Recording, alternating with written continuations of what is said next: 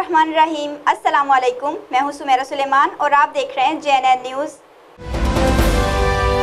सूबाई वजीर मखदूम हाशिम जवाब बख्त ने कहा है कि पाकिस्तान तहरीक इंसाफ की हुकूमत मुल्क को माशी तौर पर मुस्तहकम बनाने के साथ साथ कौमी इदारों को मजबूत बनाने के लिए कामयाबी से इकदाम कर रही है। वो पाकिस्तान तहरीक इंसाफ के जिली सदर राजा मोहम्मद सलीम की क़ियादत में मिलने वाले वफद से मियाँ वाली कुरैशिया में बातचीत कर रहे थे। वफ्द में मुख्तियार अहमद गुजर, अकबर खान और बाकर चुगताई व दीगर रहनुमा शामिल थे। तल्ला मोहम्मदी, JNN न्यूज़, खानपुर। मजीद खबरों के लिए देखते रहिए JNN news. You watching JNN News Network. For more news, subscribe our channel, press the bell icon and don't forget the comments. Thank you.